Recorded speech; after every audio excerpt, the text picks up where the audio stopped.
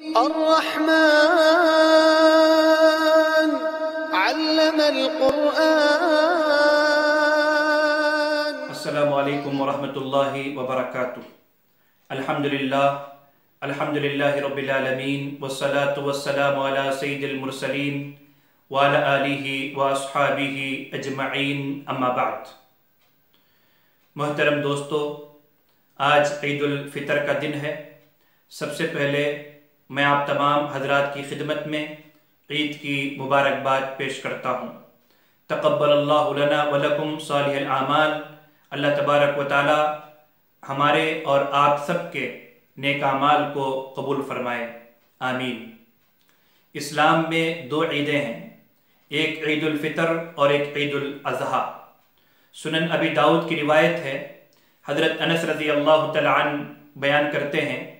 رسول اللہ صلی اللہ علیہ وسلم جب مکے سے ہجرت کرتے ہوئے مدینہ پہنچے تو مدینے میں آپ صلی اللہ علیہ وسلم نے لوگوں کو سال بھر میں 2 دن تہوار مناتے ہوئے دیکھا. آپ صلی اللہ علیہ وسلم نے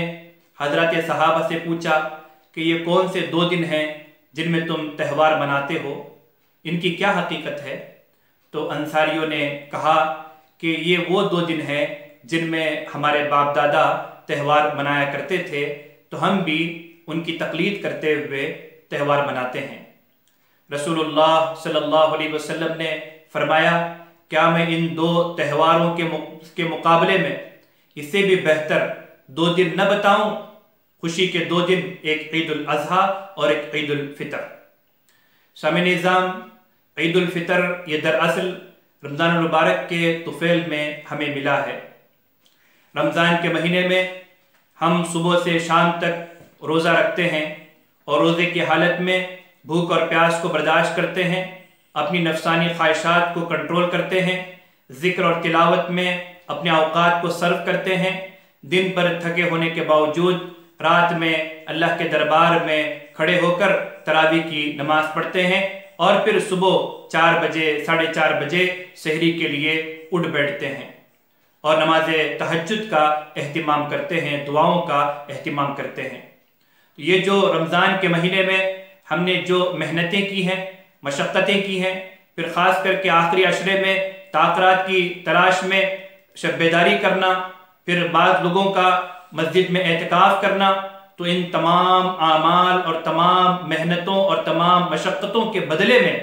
آج کا یہ عید کا دن اللہ تبارک و تعالیٰ نے ہمیں عطا کیا ہے.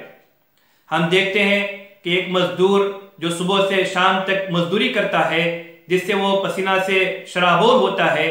اور شام میں جب کام ختم کر کے ہاتھ پیر کو دھو کر اور اچھے کپڑے پہن کر اللہ کے اپنے مالک کے دربار میں بدلہ لینے کے لیے، اجرت لینے کے لیے، مزدوری لینے کے لیے حاضر ہوتا ہے.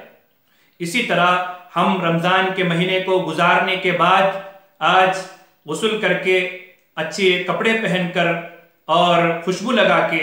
سواریوں پر سوار ہو کر یا پیدل تکبیر کہتے ہوئے عیدگاہ میں جمع ہیں اللہ تبارک و تعالیٰ سے مزدوری لینے کے لیے. بیہقی کی روایت ہے، رسول اللہ صلی اللہ علیہ وسلم فرماتے ہیں، عید الفطر کے دن جب لوگ غسل کر کے اچھے کپڑے پہن کر خوشبو لگا کر تکبیر کہتے ہوئے جب عیدگاہ میں حاضر ہوتے ہیں تو اس منظر کو دیکھ کر فخر کرتے ہوئے اللہ تبارک و تعالی فرشتوں سے پوچھتے ہیں، اے فرشتوں بتاؤ اس مزدور کا کیا بدلہ ہے جس نے اپنا کام پورا کیا ہو؟ فرشتے کہتے ہیں، اے اللہ تعالیٰ اس مزدور کا بدلہ جس نے اپنا کام پورا کیا ہو یہ ہے کہ اس کی پوری مزدوری دے دی جائے. اللہ تعالیٰ فرشتوں سے کہتے ہیں، اے فرشتوں تم گواہ رہو،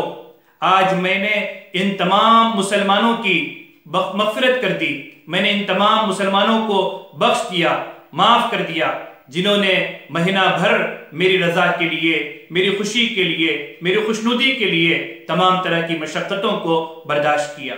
رسول اللہ صلی اللہ علیہ وسلم فرماتے ہیں کہ عیدگاہ سے جب مسلمان اپنے گھروں کو لوٹتے ہیں تو ایسے لوٹتے ہیں کہ انہیں بخش دیا گیا ہوتا ہے اور ان کی گناہوں کو نیکیوں سے بدل دیا گیا ہوتا ہے. بخشے بخشائے وہ اپنے گھروں کی طرف لوٹتے ہیں۔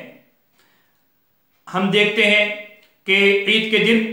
بہت سارے لوگ اچھے کپڑے پہنتے ہیں، نئے کپڑے پہنتے ہیں، خوشبو لگاتے ہیں، شیر خورما اپنے گھر میں تیار کیا جاتا ہے، بریانی پکائی جاتی ہے اور مختلف قسم کی لذیذ غذائیں اور لذیذ ڈشز اور سویٹ اور میٹھی چیزیں پکائی جاتی ہیں۔ لیکن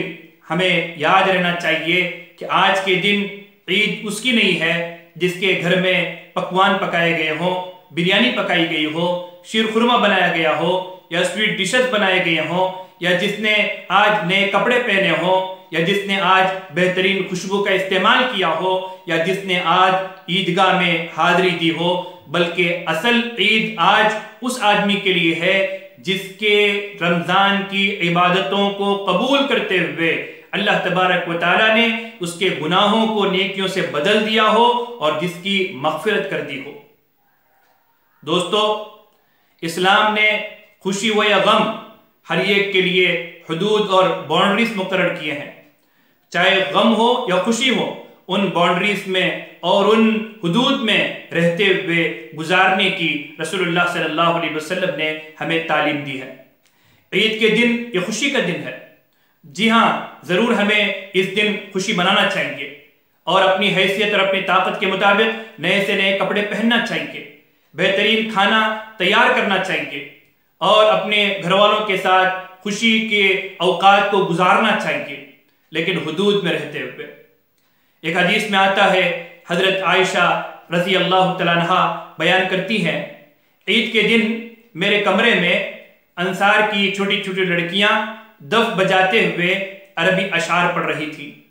رسول اللہ صلی اللہ علیہ وسلم حضرت ابوبکر صدیق رضی اللہ عنہ کے ساتھ میرے کمرے میں داخل ہوئے۔ حضرت ابوبکر نے لڑکیوں کو دف بجانے سے اور اشعار پڑھنے سے روکنا چاہا۔ رسول اللہ صلی اللہ علیہ وسلم نے حضرت ابوبکر سے کہا کہ اے ابوبکر، انہیں دف بجانے دو اور عربی اشعار پڑھنے دو، کیونکہ ہر قوم کی ایک عید ہوتی ہے اور آج ہماری عید کا دن ہے۔ اسی طرح صحیح مسلم کی ایک روایت میں یہ بھی آتا ہے، حضرت عائشہ رضی اللہ تعالیٰ عنہ نقل کرتی ہیں کہ ایک عید کے موقع پر حبشہ کے لوگ مسجد کے باہر برچھیوں اور چاقو، چھری اور تلوار اور نیزوں کے ذریعے کرتب دکھا رہے تھے، اور رسول اللہ صلی اللہ علیہ وسلم میرے کمرے کے دروازے پر کھڑے ہو کر وہ کرتب دیکھ رہے تھے، اور میں بھی آپ صلی اللہ علیہ وسلم کے پیچھے کھڑے ہو کر وہ کرتب دیکھ رہی تھی۔ تو معلوم ہوا کہ حدود میں رہتے ہوئے، باؤنڈریز میں رہتے ہوئے، شریعت کے دائرے میں رہتے ہوئے ہر طرح کی خوشی منانا جائز ہے، بلکہ منانا چاہیے۔ لیکن افسوس کا مقام یہ ہے کہ ہم دیکھتے ہیں کہ بہت سارے لوگ رمضان کے مہینے میں الحمدللہ نمازوں کا اہتمام کرتے ہیں، اذکار اور تلاوت کا اہتمام کرتے ہیں، پابندی سے روزہ رکھتے ہیں، سحری و افطاری کرتے ہیں، غریبوں کی مدد کرتے ہیں، صدقہ و خیرات کرتے ہیں، اور جیسے ہی عید کا چاند نظر آ جاتا ہے تو پھر وہ مسجدوں سے دور ہو جاتے ہیں، نمازیں چھوڑ دیتے ہیں، نمازیں قضا کر دیتے ہیں، اور پھر خاص طور پر جیسا کہ فلم انڈسٹری میں یہ معمول ہے کہ عید کے دن کوئی بڑی فلم ریلیز کی جاتی ہے اور ہمارے نوجوان اور ہمارے مسلم مرد و خواتین بڑی تعداد میں عید کے دن تھیٹر پہنچ کر فلم دیکھنے کا اہتمام کرتے ہیں۔ اور فلم انڈسٹری والوں کو یہ اچھی طرح معلوم ہے کہ اس دن چونکہ مسلمان خوشی کے طور پر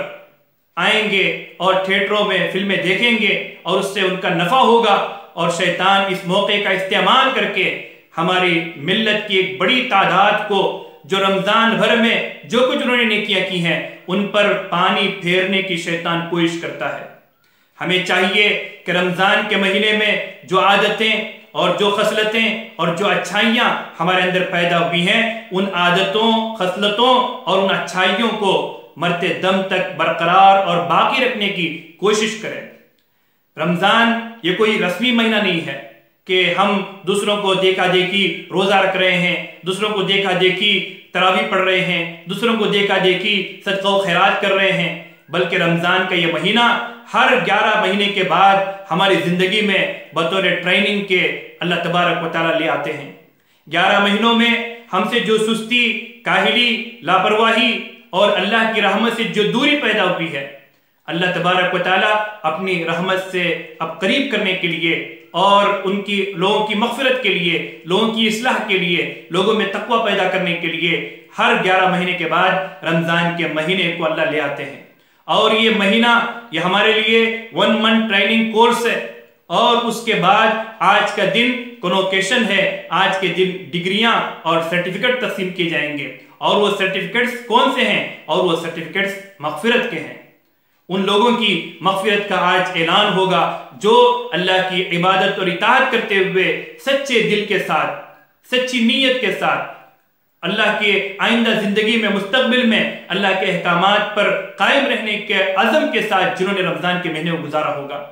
سامعین نظام، اس آدمی کا رمضان اللہ کے یہاں قابل قبول ہے کہ جس کی زندگی رمضان کے بعد بھی اسی طرح برقرار رہے جس طرح وہ رمضان کے مہینے میں گزارا کرتا تھا۔ تو اس لیے ہمیں ان اچھائیوں کو اور وہ جو خوبیاں ہیں جو رمضان کے مہینے میں ہمارے اندر پیدا ہوئی ہیں اس کو ضائع ہونے نہ دیا جائے۔ مرتے دم تک ایمان پر اور اعمال صالحہ پر قائم رکھنے کی کوشش کی جائے۔ ہاں، درمیان میں شیطان کی وجہ سے اور نفسانی خواہشات کی وجہ سے کوتاہیاں ہو جاتی ہیں، گناہ ہو جاتے ہیں، تو اللہ سے توبہ استغفار کیا جائے۔ سامعین نظام، آخر میں ایک بات میں کہہ کے اپنی بات ختم کروں گا۔ اب رمضان کے مہینے کے روزہ رکھنے کی اللہ نے ہمیں توفیق دی ہے، تو رمضان کے بعد شوال کے مہینے میں 6 روزے رکھنے کی بڑی فضیلت احادیث میں وارد بھی ہے۔ ایک روایت صحیح مسلم کی جس کو حضرت ابو ایوب انصاری رضی اللہ تعالیٰ عنہ نے نقل کیا ہے، رسول اللہ صلی اللہ علیہ وسلم نے فرمایا، جو شخص